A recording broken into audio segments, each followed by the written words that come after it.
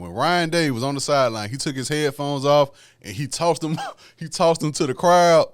I said, yeah, this is a guy who's been under a lot of pressure within these past few years.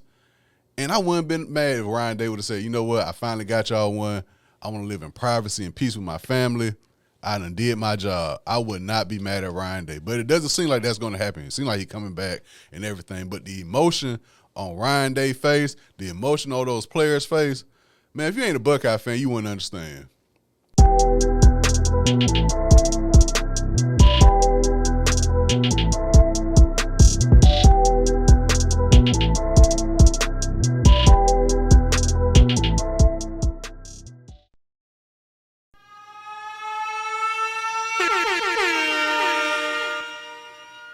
Top of the Top, episode 274, Stash House Podcast. Your boy Tyler checking in. First time listeners, thank y'all for tuning in. If you tune in weekly, salute, or this is just an episode, something topics you may want to hear about, thank you for tuning in as well. Podcast available on all streaming platforms, Apple Podcasts, Spotify, YouTube. Subscribe to the YouTube page. Also, like this video as well on YouTube. Subscribe to your preferred audio platform. Tell a friend to tell another friend. Check out this show. All love is greatly, greatly appreciated. Topics this week. One should go without saying. The Ohio State Buckeyes, national champions. Man, that feels so good to say again. It's been 10 years. We finally got the pressure off us. Ryan Day, Will Howard, Judkins, Jeremiah Smith, the whole crew on defense, Jack Sawyer, JT, Ransom. Oh, man, it's a great feeling. So I got to get into the national championship game, of course. And also to wrap up this episode, we got the Royal Rumble event in the wrestling world. I want to talk about that going down this weekend. A lot of things, a lot of ins and outs with that event. So sit back, relax. I got that very rare Ohio State starter jacket on. Shout out to my boy Jake. Gifted me with this a few years ago. Right time to put it out.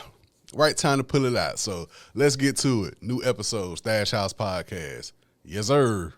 Now, like I said, to start this episode off, we're talking about the Ohio State Buckeyes winning the national championship last week against Notre Dame, 34-23. And like I said, to start this episode off, it's a great feeling. It's a great feeling. Throughout my lifetime, I was born in 93. So what? We got the early 2000s, the win against the Miami University, Urban Meyer about 2015, and now Ryan Day in 2025, and in my opinion, this one hit a little bit different. This one hit a little bit different. For one, it's been a 10-year gap. It's been a 10-year gap. You can say, well, this year we could have won it. This other year we could have won it. But nonetheless, it's been 10 years. All the pressure that's been on Ryan Day within the past 3 to 4 years. A lot of people, including myself, calling for maybe a change in head coaching position. The weirdos out there with the whole emailing the wife and the kids, that's weirdo behavior. We're not going to even really acknowledge them. But when it comes to just strictly football field, schemes, play calling, showing up in big game situations when it mattered in the playoffs and whatnot, there's been some critique about Ryan Day, but all that really doesn't matter now. And to be honest, when you get that title, when you get that ring, all the past criticism, it goes out the window. You got the monkey off your back, Ryan Day. So congratulations to him. Congratulations to the seniors who returned after last season. Even though they still cannot get over the Michigan hump, they rewarded the fan base with a championship. And that's been the talk. It's been two big conversations going on with this national title. One, well, y'all still can't beat Michigan. Well, guess what? In the rest of my life, the rest of my history watching Ohio State football, I'm going to say, yeah, man, the year we lost to Michigan for a 4th straight season at home, couldn't even score more than 10 points, play calling on the offensive side just looked out of whack. That loss ignited something in that team for the next 3 games in the inaugural 12-team playoff. Because granted, if this was last year, 14 playoff, we would have had 1 bowl game, and that would have been it. But we had time to look ourselves in the mirror and go on one hell of a run against Tennessee, a rematch against Oregon, a Texas game, and Notre Dame. Man, I'm so proud of that team. I'm proud of that team. And it's different. I understand it's different for a lot of people. I can't tell you how Alabama fans feel. I can't tell you how Georgia fans, Florida, USC, whatever. I can't tell you how other fan bases feel about their team and the situations with their coaches and their quarterbacks. And I only focus on the Buckeyes. You know what I'm saying? So I can't come in here and just tell you what next season is. I'm only focused on one team, and that's the Buckeyes. It is what it is. And another argument, well, y'all spent $20 million. Y'all supposed to win. Huh? We spent $20 million. We lost 2 games this season, one against Oregon and one against the rival Michigan for a 4th straight year, like I said. Couldn't even score more than 10 points.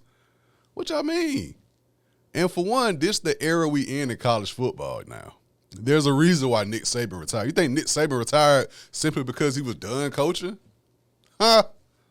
Watch his interview on The Pivot.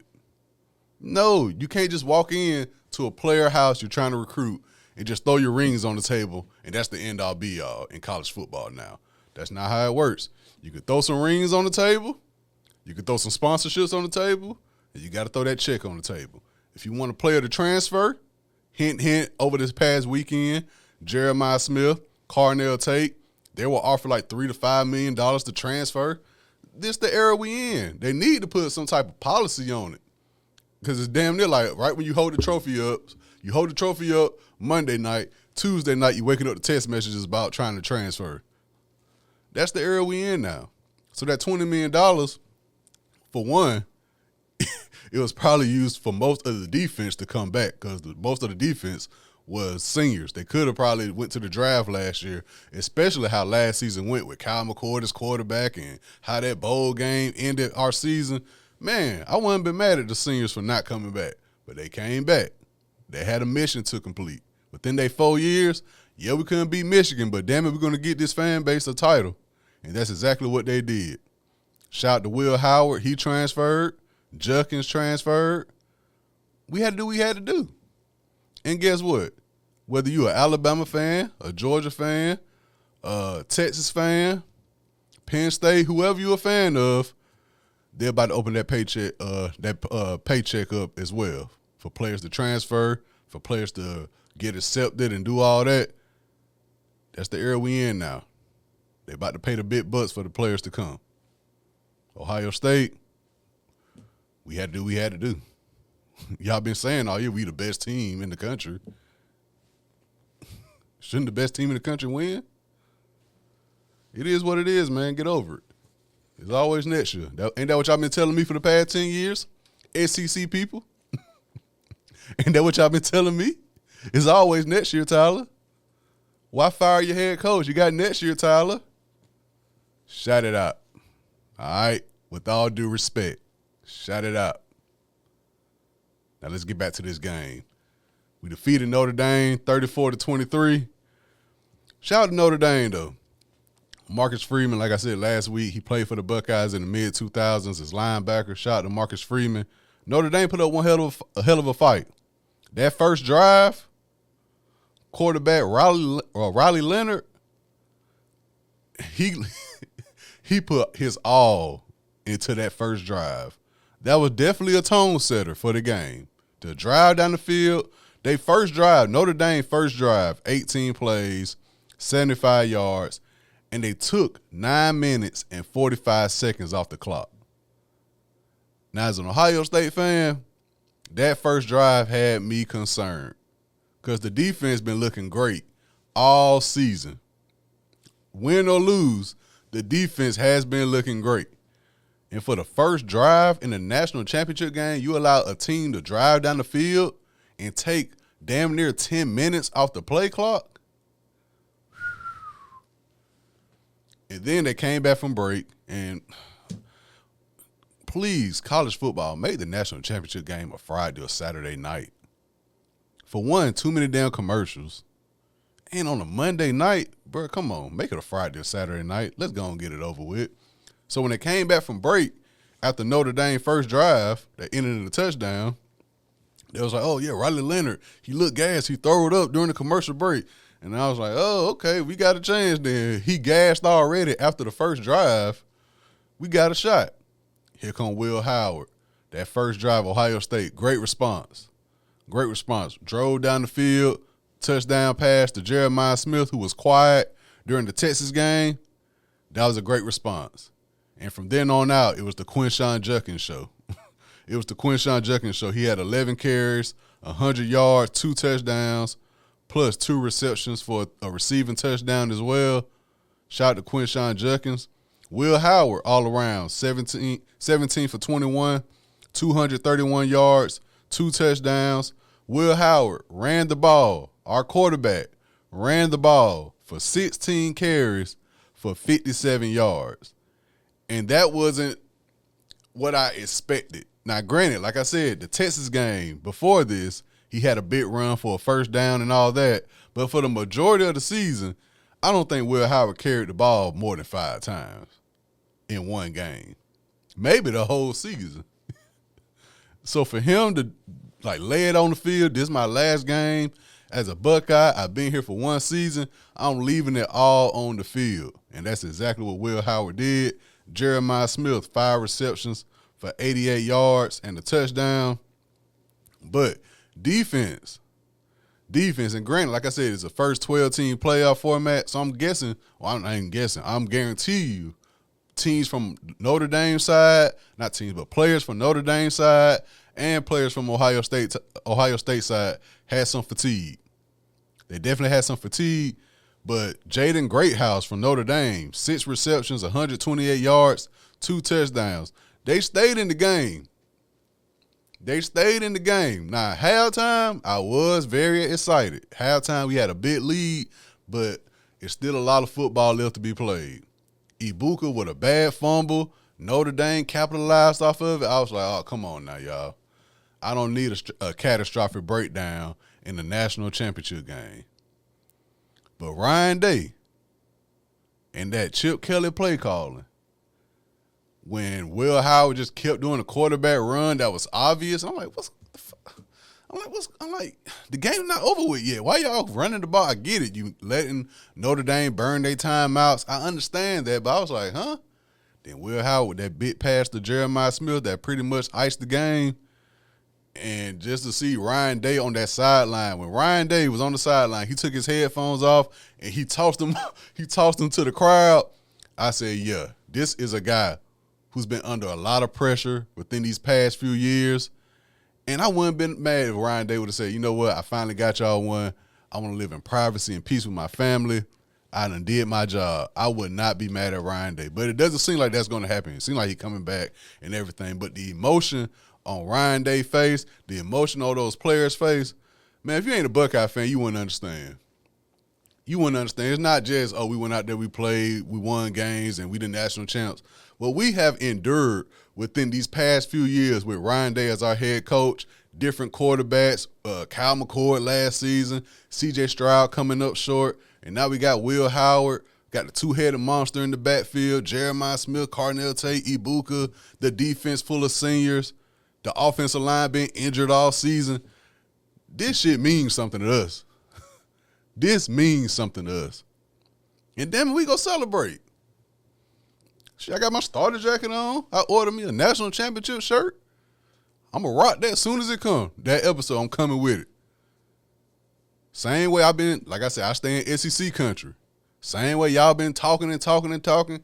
Hey, I respect the 20 Facebook posts back to back to back to back, win or lose. I appreciate y'all dedication to y'all school and y'all team. Salute.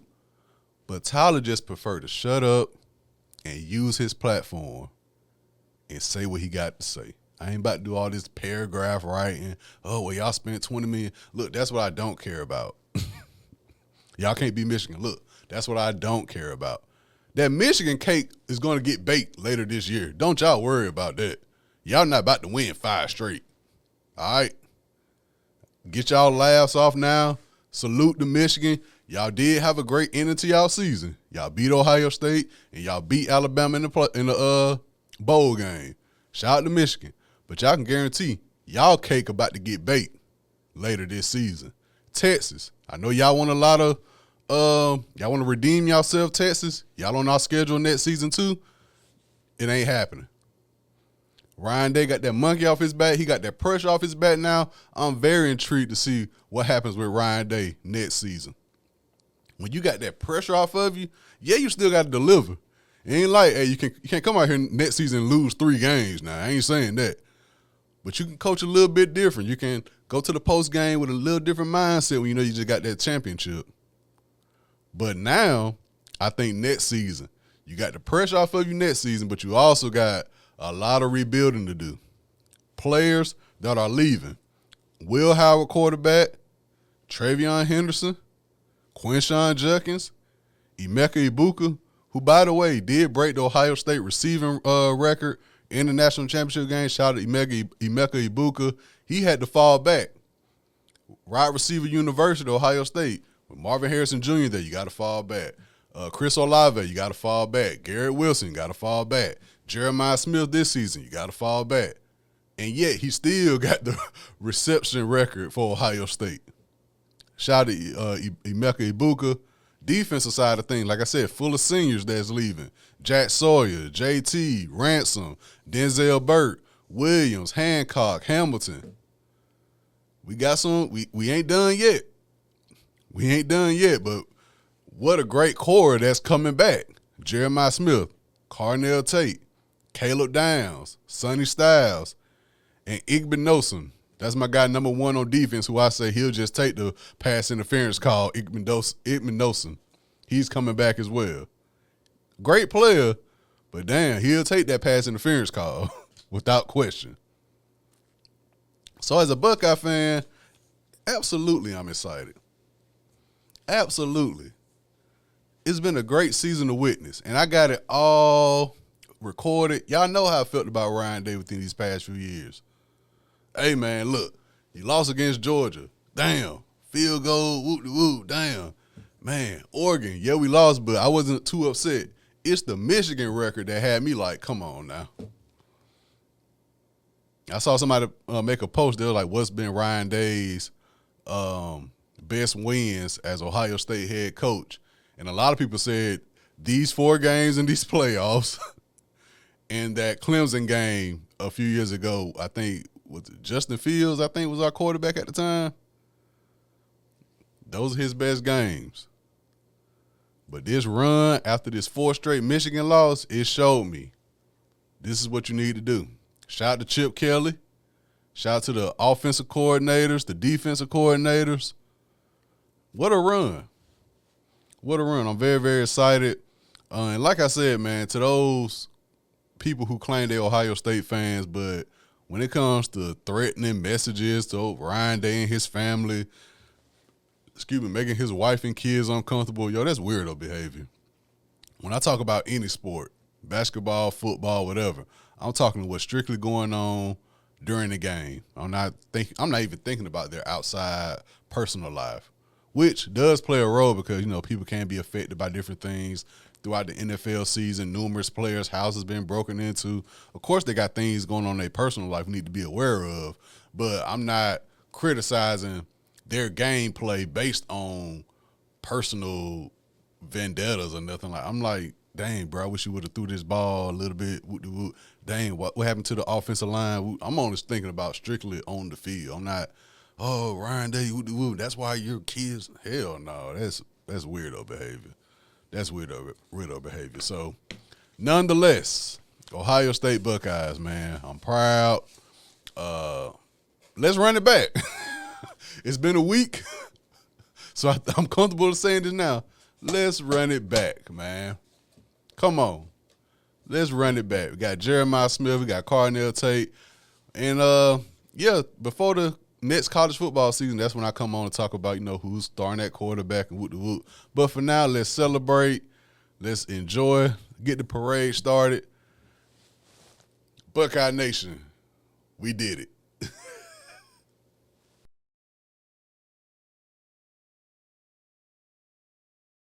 Now, to wrap up this episode, I want to talk about the WWE event Royal Rumble going down this weekend. We are officially on the road to WrestleMania. And like I say, I need to be very, very impressed with this run. With the whole Netflix situation going on from Royal Rumble, you got Saturday Night Main Event going down. I am recording before Saturday night main event. So there's some implications that could happen to change the trajectory of the Royal Rumble that I'm going to talk about as well. But nonetheless, I need to be very, very intrigued because I haven't been locked in a while in terms of like storylines and where could this go and where could that go. You got WrestleMania in Vegas this year. I'm sure they're going to try to do big things, and we just need to enjoy the ride. Enjoy the ride. So, last night on SmackDown, it was made official. The SmackDown Tag Team titles will be on the line at Royal Rumble. I think this is the first time Tag Team titles been on the line for a Triple H PLE, either for the first time or in a very, very long time. I want to say for the first time, the SmackDown titles have been on the line, tag titles. We got DIY, who are the champions, going up against the Motor City Machine Guns. Best 2 out of 3 falls match. You know what I'm saying? It is the Royal Rumble. Like I said, you got the men's and the women's. That's going to take up a lot of time. So I think the card is pretty set. Plus now with this best 2 out of 3 falls, that's going to take a good bit of time. So I'm guessing the card is set at only 4 matches. But with this tag title match, like I said last week, it's been a lot going on with the SmackDown Tag Team division. I know Pretty Deadly been in the midst. Escobar, his crew, of course, DIY, who the champs, Motor City Machine Guns, who the former champs when they made their debut. I think they won like in 3 matches, the tag titles. But I think DIY is going to retain because I think Escobar, his crew, is going to get involved. I think Pretty Deadly is going to get involved. And DIY, with this heel turn that they doing, I think DIY is going to escape with the tag titles. It's going to be great to see Motor City Machine Guns, Chris Sabin, Alex Shelley, TNA legends on the WWE PLE event. That's going to be dope to see. But I think DIY is going to retain. So I'm intrigued to see how it goes. Like I said, best 2 out of 3 falls. They're definitely trying to kill some time on this PLE event clock. But I think DIY is going to retain the SmackDown Tag Team titles. Also, for the Undisputed Championship, we got Cody Rhodes, champion, going up against Kevin Owens in a ladder match. And when it comes to this feud, it's been going on for months. I really appreciate them dragging it out because I think the biggest thing people wanted for this year road to WrestleMania, just keep Cody away from the bloodline stuff. We've seen it for about 2-3 years now. Just move on from it. And after this feud with Kevin Owens, I'm thinking Cody Rhodes is going to retain in a ladder match. I think they're going to set up Cody Rhodes versus Randy Orton. Now, would that mean Randy Orton wins the Royal Rumble match? You got to stay tuned for my prediction about that. But I think because, if I'm not mistaken, Randy Orton been out for a while due to a Kevin Owens attack, right? So Kevin Owens attacked Cody Rhodes with the quote-unquote fan footage, and then he did something similar to Randy Orton, and Randy Orton been out for a while. Randy Orton, who has history with Cody Rhodes with the Legacy group and all that back in the day, but for a minute there, every time Cody and Randy Orton came across each other, like before, I want to say before the summertime, when Cody obviously won the belt off Roman Reigns at last year WrestleMania, when him and Randy Orton came across each other, Randy will always like just look at the belt, like take a peek at the belt. And Randy is an elder statesman now. And of course, you know, with Randy being Randy Orton, he wants that title one more time, of course. So he always looked at the belt with Cody, and we always knew it was going to happen, but they never really went along with it.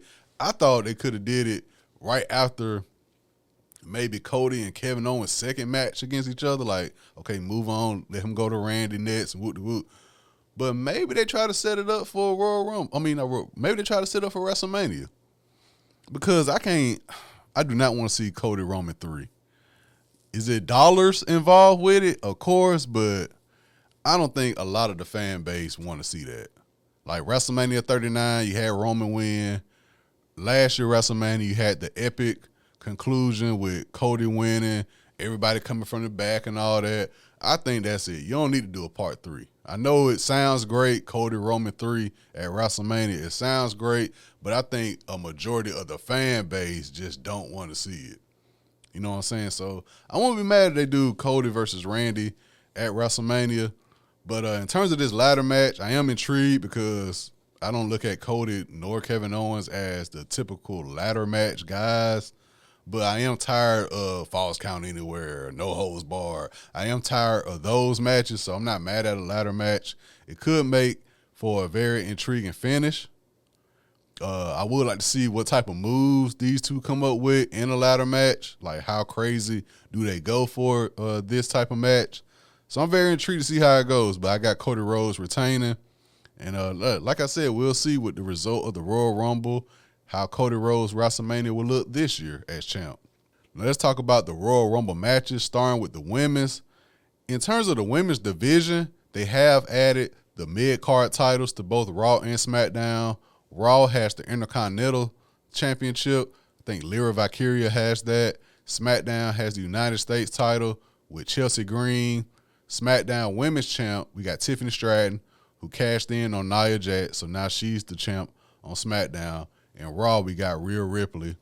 So what I'm looking forward to most in the women's Royal Rumble match are returns. It's been a lot of women, top-tier women, in the women division who's been out for a while. First, Charlotte Flair. She's been doing promos, packages. She's returning during the Royal Rumble match.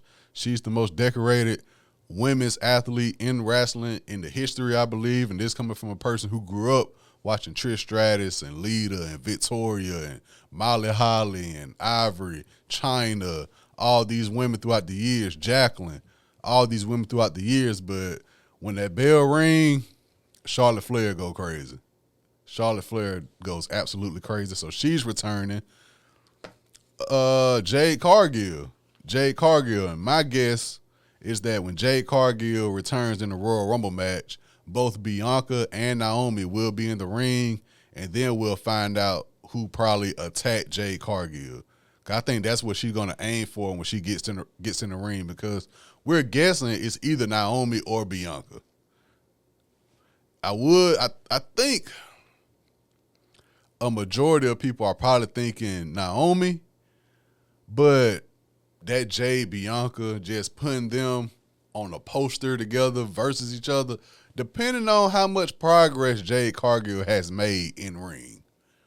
Granted, it looks great, these two women going up against each other, but once again, when that bell ring, Bianca is light years ahead of Jade Cargill in that aspect.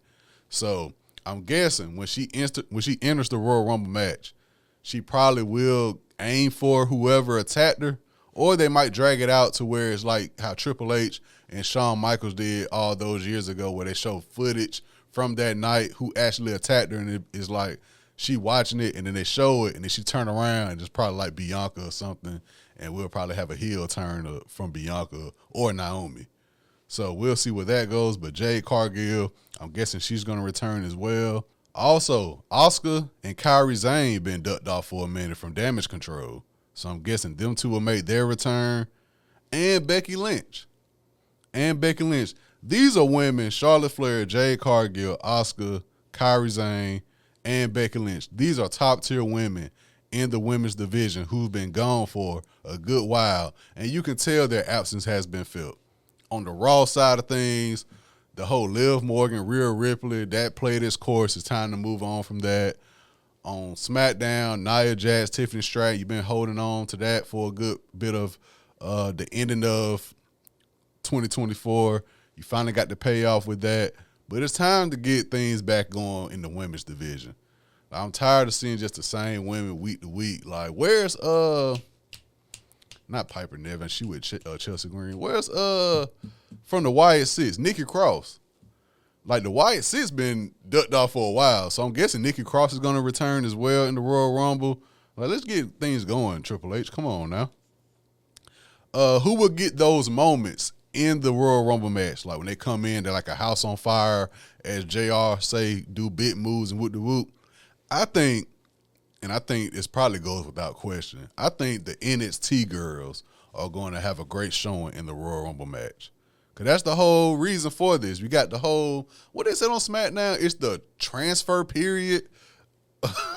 Hey, look, man, somebody who grew up watching the Attitude Era, Ruthless Aggression Era and all that, the draft and the transferring people on both shows and Look, man, just have everybody going everywhere at this point. Because the draft, that don't last long.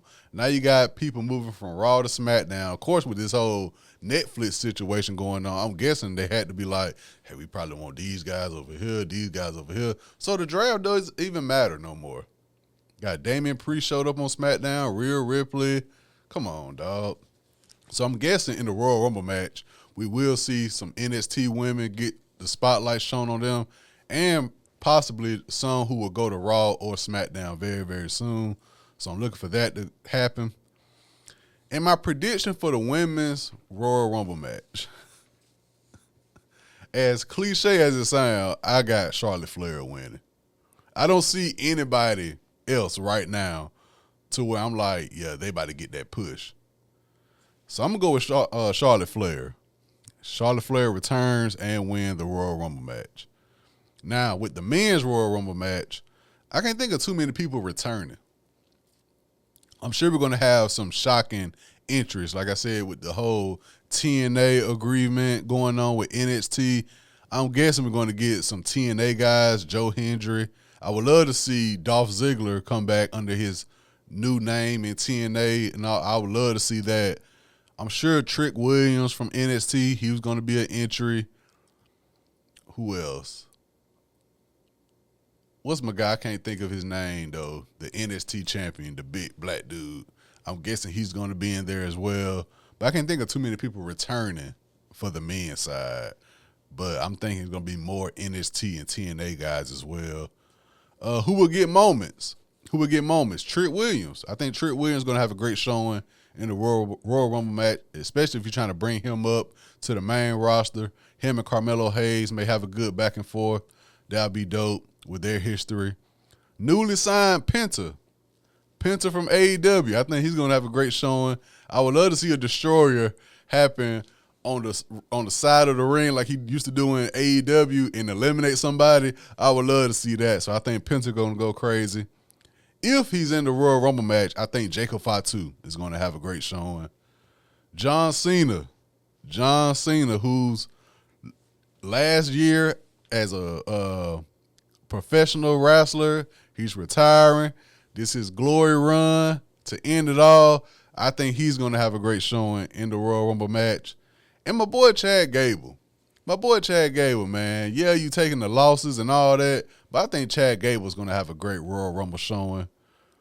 And storylines, like I say, this is a jam-packed Royal Rumble event on the men's side of things. It could plant seeds for possible WrestleMania matches. And like I said, we do got Saturday night main event going down tonight. I am recording before that. We got Gunther going up against Jey Uso for the World Heavyweight Championship match. Me personally, I think Gunther should win it. When it comes to Jey Uso, I understand fan popularity. I understand you got the greatest entrance in the wrestling world today. I understand the merch is selling crazy. But at the end of the day, when that bell ring, Gunther is light years ahead of Jey Uso. Jey Uso, man, it's super kick, dive, super kick, dive. If Jey Uso were to beat Gunther at Saturday Night Main Event, he probably have it until Elimination Chamber. I cannot see Jey Uso going into WrestleMania with the World Heavyweight title. It's just the moveset. It's the moveset. And I think in the Royal Rumble match, if Jey Uso don't beat Gunther, I think it'll set up a Usos versus New Day match eventually. I don't know if it's going to be at WrestleMania, Elimination Chamber, Raw on Netflix. I don't know. But I believe from now until April, we will see the New Day versus the Usos yet again. It's been a while. It's been a long time since we've seen New Day versus the Usos. But I think we're going to get that before or during WrestleMania. You can guarantee that.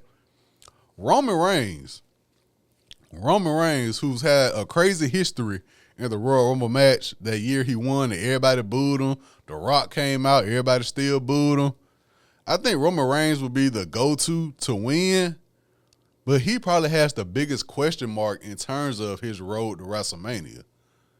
Because it's easy to say Roman Cody 3. And like I said, I don't think we need Roman Cody 3 at WrestleMania, personally. And this is somebody who enjoy Roman Reigns. But that'd be a little bit too obvious for me. You know what I'm saying? And like I said, with the Raw on Netflix premiere with The Rock, the way he came out, is he even involved in everything still? Excuse me. If The Rock is not involved and we don't probably get Rock Roman at WrestleMania, maybe they do Cody Roman 3. So we'll see where it goes. CM Punk, Seth Rollins, and Drew McIntyre. Something tells me we're going to get a triple threat match with those three very soon. It just makes sense at this point. They all hate each other. Throw them all in the ring. Let's figure out who's going to win. Now, I don't know if that's going to happen Elimination Chamber, WrestleMania, or what, but I think those three will probably be, when they get down to like the last 10, CM Punk, Seth Rollins, Drew McIntyre will still be involved in the match. Maybe the last 5, those three will still be involved in the match. We'll see. Like I said earlier with Penta,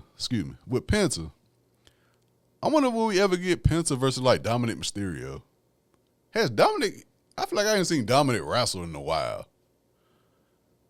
I think we might get Dominic and Penta with a good back and forth in the Royal Rumble match as well. And like I said before, New Day, Usos.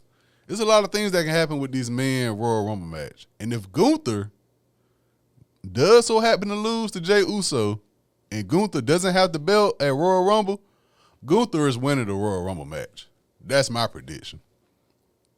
If Gunther loses the belt against Jey Uso, Gunther is winning the Royal Rumble match. And if Gunther is not in the Royal Rumble match, I think CM Punk will win. So I got CM Punk if Gunther's not in it, but if Gunther in it, I got Gunther winning. I started to say Randy Orton because of the whole Randy Orton, Cody Rhodes storyline, but something tells me they got to throw a curveball with this Royal Rumble match. And would you say, well, Randy Orton returns, he win? The only thing is, I think Randy Orton already won 2.